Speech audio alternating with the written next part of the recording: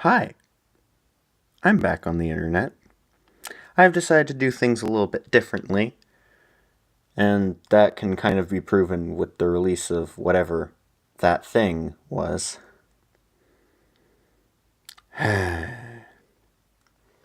Anyway, this is a video containing a bunch of fun facts about the Super Bowl. Well, some of them aren't facts, but jokes. Anyway, three things that exist about the Super Bowl.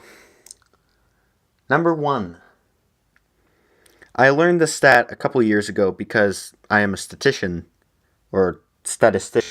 kind of guy. I don't know. Kind of an analytical mind kind of dude. Anyway, I learned this. Never once in the history of the Super Bowl has a team scored 0 points in the first half and won the Super Bowl by scoring only in the second half. And this goes back throughout all the Super Bowls, even through the lowest scoring first half in Super Bowl history, Super Bowl IX. The Pittsburgh Steelers played the Minnesota Vikings, and the Steelers only scored a safety, which is worth 2 points. The halftime score was 2-0 Steelers. The Steelers ended up winning the game 16-6. That's kind of a coincidence in the state of where my fact is in play, but there have also been way too many blowouts that have ended in the fact any times where one team was blowing out the other team in the first half, and sometimes the team came back, sometimes the team gave up. And yeah, for anyone who says, but the Patriots did it in Super Bowl 51. No, they didn't. They were down 28-3 at the half because they kicked a field goal with seconds remaining in the second quarter. This is going well.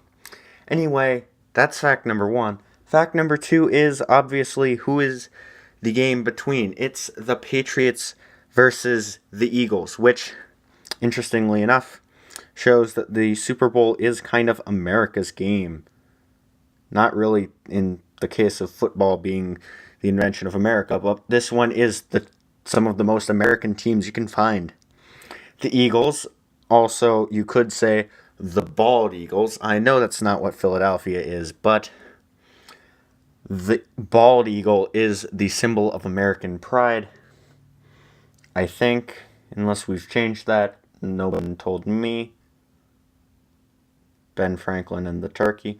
Anyway, versus the Patriots, which is literally a name for what they called us Americans back in the Revolutionary War, and kind of a symbol of freedom.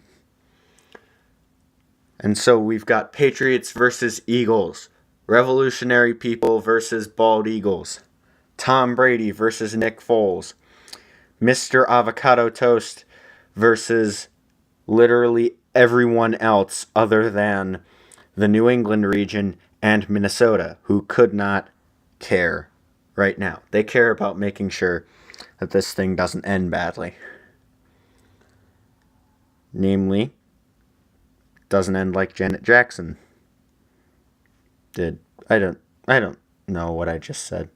Anyway, number three, in both times that the Patriots played the Eagles in the Super Bowl, because they did play each other in Super Bowl 34, if I remember that correctly. I believe I do. But in Super Bowl 34, it was 1 year after the Janet Jackson scandal of the Super Bowl halftime of 2003. I think it was the Super Bowl halftime of 2003. I don't know.